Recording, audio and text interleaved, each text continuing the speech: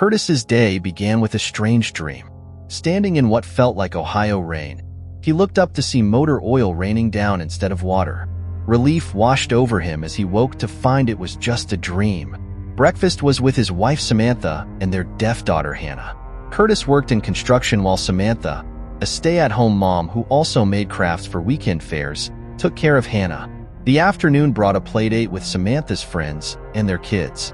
One of the children grabbed something dangerous, forcing Samantha to intervene. Heavy rain soon arrived, stopping Curtis's construction work and sending the crew to a bar. Back home, Samantha taught Hannah the sign for storm as they watched the rain. After-work drinks turned into dropping off his friend Duarte, who, despite their conversation about Curtis's seemingly perfect life, seemed to have his own troubles at home. Returning home, Curtis checked on Hannah while Samantha confided in him about Hannah's difficulty connecting with other children. The next day, cleaning up outside to keep Hannah safe, another storm brewed. Lightning struck, the dog barked frantically, and as Curtis reached for Hannah, the dog, breaking free, bit him. He woke with a jolt, the dream's intensity lingering. Breakfast found him staring at Hannah playing with the dog, a knot of worry tightening in his stomach. He pulled Hannah away, sparking an argument with Samantha as he stormed out, unable to shake the feeling that things weren't quite as perfect as they seemed. Curtis's day at work was a mess. He kept checking his arm during a meeting, even though it wasn't hurt anymore. His boss, Jim, was grumpy because the rain slowed them down and wanted them to finish everything that day. On the way to the work site, Curtis convinced Duarte to help him get some extra supplies. Later, Curtis took a break and saw a bunch of black birds flying in a strange way. He thought it was weird, but Duarte didn't see anything unusual.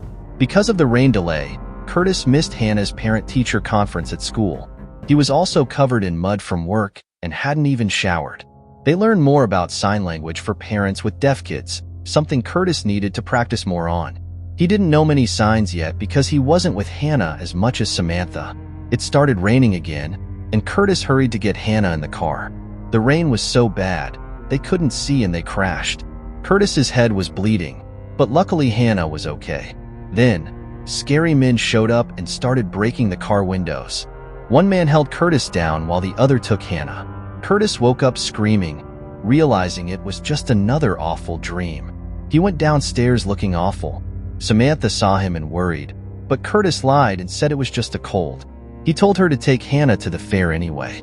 While Samantha sold her crafts and argued with customers about prices, Curtis built a fence around the doghouse and locked poor Red inside, apologizing to the confused dog.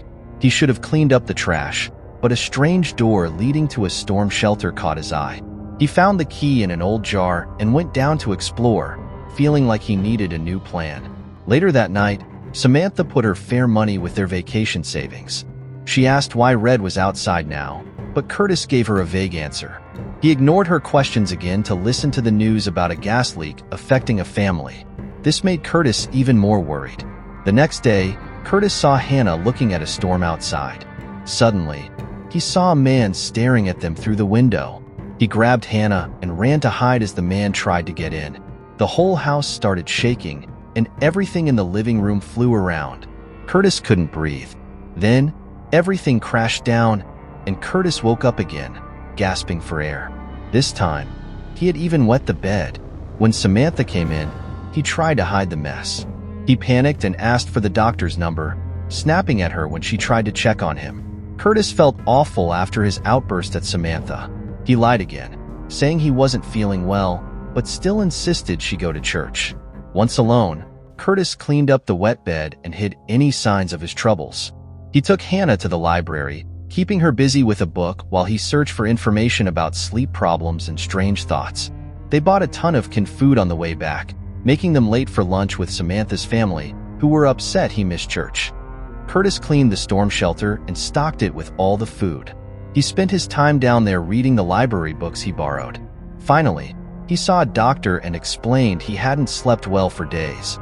At first, the doctor wasn't worried, but Curtis told him everything: the nightmares, wetting the bed, and the lingering pain from the dream dog bite.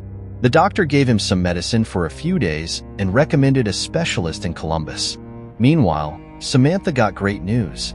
Hannah's hearing surgery was approved, and their insurance would cover it all thanks to Curtis's good work benefits. Curtis also got his medicine at the pharmacy for a very low price thanks to insurance.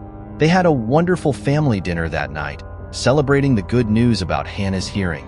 Curtis kept his doctor visit and medicine a secret. Samantha even started planning a vacation because of the saved money. While getting ready for bed, Curtis secretly took his medicine in the bathroom. The next morning, Curtis felt great. He even looked better to Samantha. At work, though, he was still talking to Duarte about food supplies for a shelter. Suddenly, he heard thunder in his head even though the sky was clear. Duarte didn't hear anything, and Curtis panicked. He ran to a trash can and threw up. Feeling overwhelmed by fear, Curtis left work and had trouble breathing while driving. He pulled over and calmed himself down. Seeing a container store, he got a big one to expand his shelter project. Next, he visited his mom, who acted strangely because of her medication. It turned out she had a similar illness to what Curtis might have, paranoid schizophrenia, when she was his age. He was scared he might have the same thing and tried to ask questions, but she couldn't remember much about that time.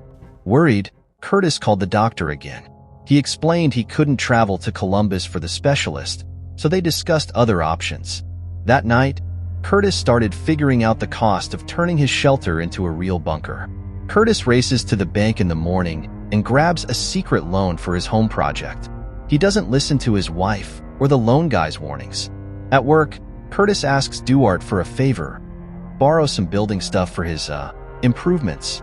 Even though it's not allowed, Duarte helps, wondering if Curtis needs a hug. Curtis visits a counselor and spills the beans about his crazy dreams and his mom who once ate out of a trash can. Yikes. The counselor can't diagnose him, but they chat to help him through this tough time. Later, on the way home from a school meeting, Curtis slams on the brakes. The sky is full of fake lightning. Samantha and her family are fast asleep and not impressed. Curtis worries even more about himself. Saturday arrives, and Samantha and Hannah are off having fun at the fair. Curtis and Duarte are busy building a shelter, an apocalypse shelter. Samantha walks in, sees the half-built thing, and freaks out. She yells at Curtis about the loan, locking up the dog, which he never explained, and everything else weird lately. Curtis just says there's nothing to explain and walks away.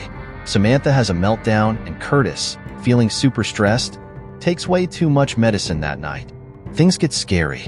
Samantha wakes up to Curtis having a seizure, not good, and ignores his pleas as she calls an ambulance.